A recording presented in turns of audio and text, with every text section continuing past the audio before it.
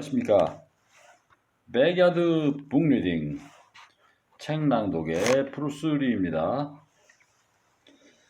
오늘 낭독해 드릴 책의 제목은 직장인의 바른 습관, 기본 중에 기본을 담다.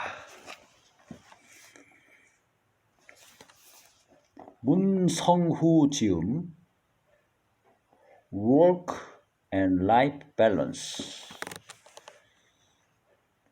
이지 퍼블리싱 출판사입니다. 더 나은 하루 일과를 위한 워라밸 플랜, 멘탈부터 업무까지 몽땅 챙기는 직장인 바른 습관 길들이기. 제대로 나답게 직장 생활하고 잘 살아보자.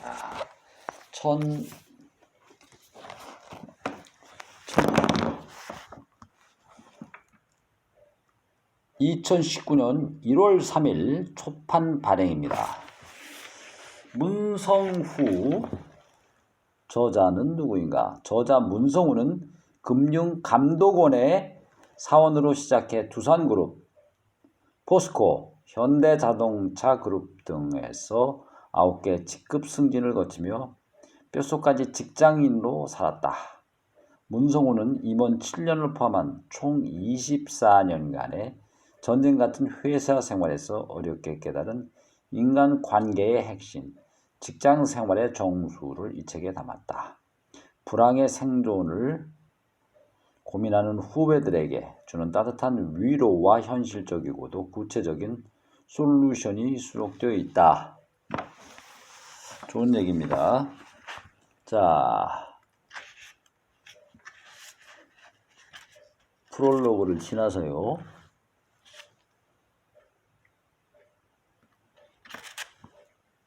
프롤로그를 넘어갑니다. ASMR, 책 넘기는 소리.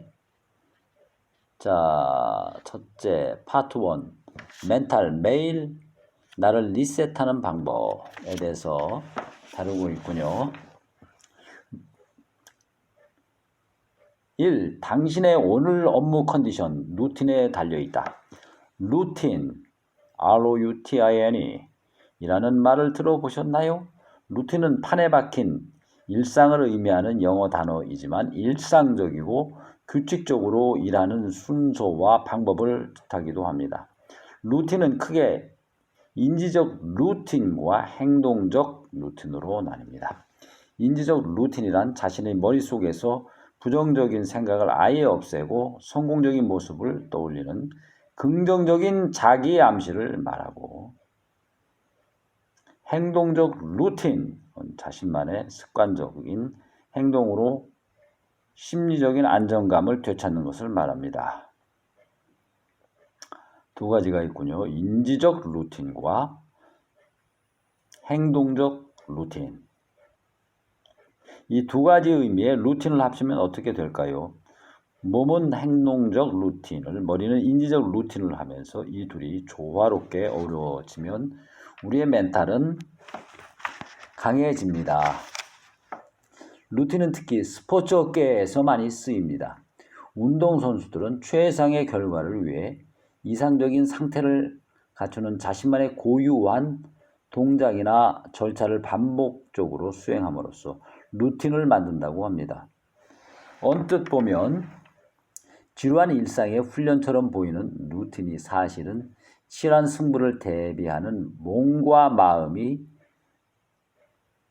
무장하는 것이죠.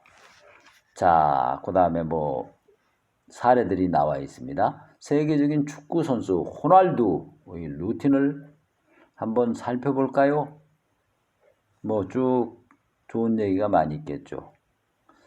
그의 프리킥 모션 루틴은 매우 독특하기로 유명합니다. 우선 그는 축구공을 내려놓고 뒤로 크게 5걸음 물러납니다. 그리고 각도에 따라 몸의 방향을 조절한 다음 공을 차기 전에 크게 심호흡을 하고 골대를 노려본 후 킥을 합니다.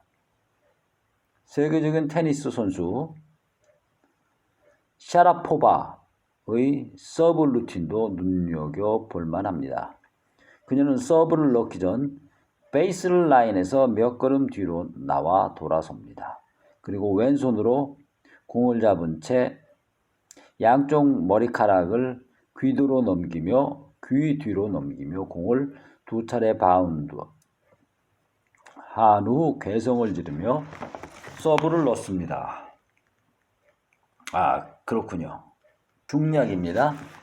루틴을 만들기 위해서 우선 내 일상에 일정한 흐름을 만드는 가이드라인을 세워보세요. 이 가이드라인을 세우는 일은 어렵지 않습니다. 우리의 생활에 이미 루틴이 존재하니까요.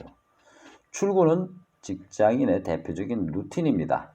출근 후에 차를 한 잔 마시거나 화분에 물을 주는 등의 행동으로 하루를 시작해 보세요.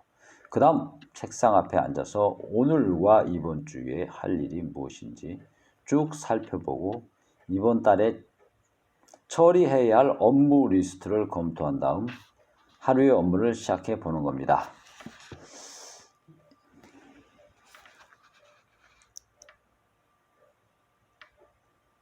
자, 참고로 그 다음은 중략이고요. 참고로 저자 개인 유튜브 채널명은 직장 루틴입니다. 직장인에게 꼭 필요한 루틴의 중요성을 강조하기 위한 네이밍이죠. 자신의 멘탈을 지키면서 최상의 결과를 도출해낼 수 있는 가장 좋은 방법은 바로 루틴입니다. 마라톤 같기도 하고 권투 선수 같기도 한 직장 생활에서 자신만의 큰 루틴과 작은 루틴을 만들고 꼭 실천해 보시기 바랍니다. 두 번째 꼭지입니다. 스트레스는 이제 그만. 스스로를 충전하는 멘탈 관리.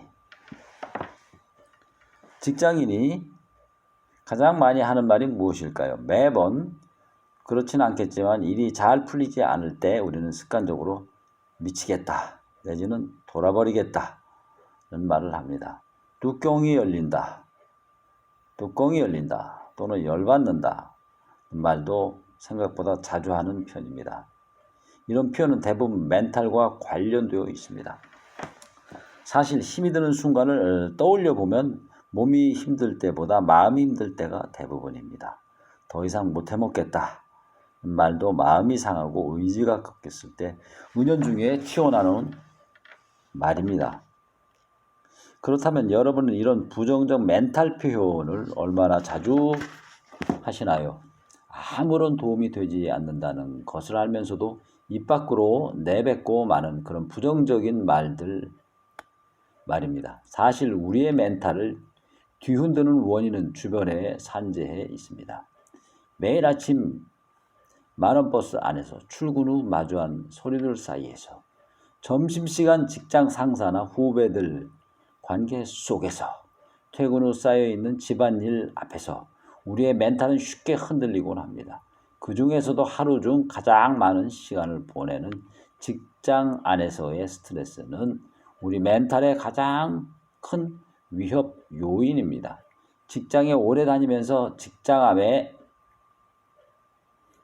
직장에 오래 다니면 직장암에 걸린다는 우스갯소리가 있을 정도입니다. 스트레스가 많이 생기죠. 직장 생활이. 자, 그렇습니다. 그 다음 꼭지로 넘어가 봅시다. 화병을 피하는 좋은 방법. 감정 창고를 열어라. 네 번째, 이런 꼭지 제목입니다.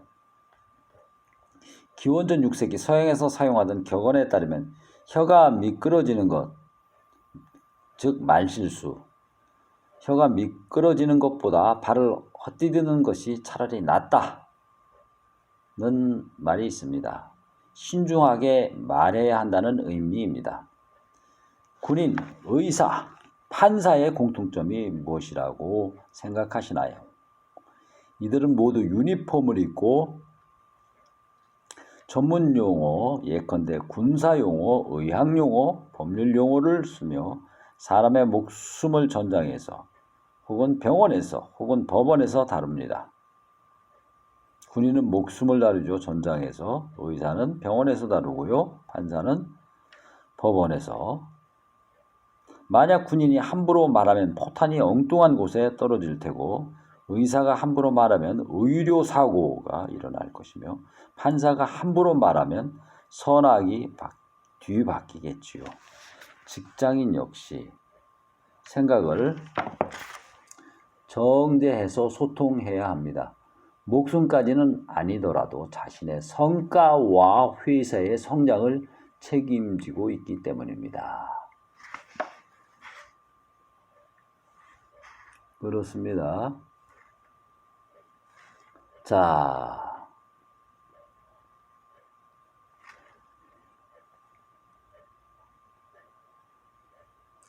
중략입니다.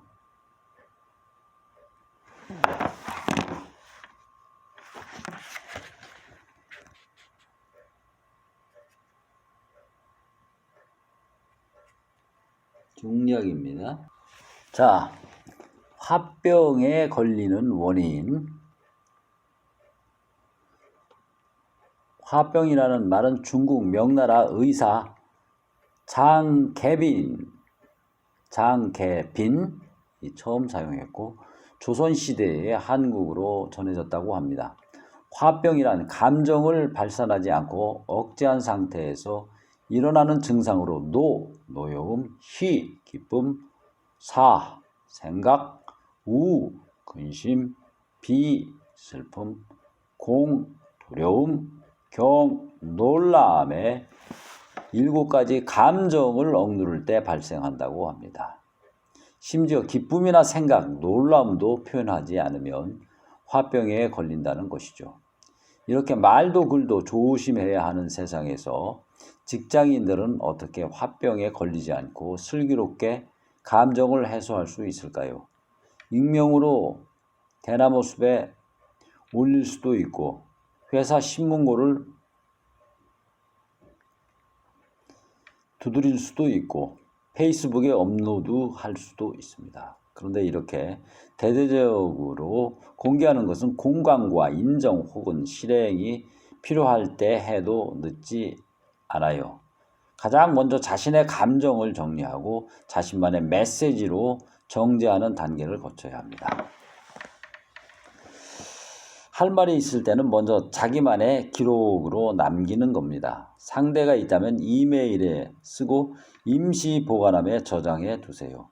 화가 날 때는 스마트폰에 대고 마음껏 말하고 저장해 두세요. 특별한 대상이 없이 그냥 답답하고 화가 난다면 전자일장에 자신의 생각을 기록하세요. 기쁘고 놀랍고 슬픈 일도 모두 녹음하거나 일기장에 쓰는 거죠. 다시 말해 감정을 저장할 나만의 창고를 만들라는 것입니다. 그렇군요. 그렇게 하면 되겠습니다. 그럼 화병에 함정에 걸리지 않는다라는 좋은 조언을 하고 있어요. 자, 이것만 해도 횡재했습니다. 내용이 더 필요하신 분은 책을 구매해서 더 확인해 보시기 바랍니다.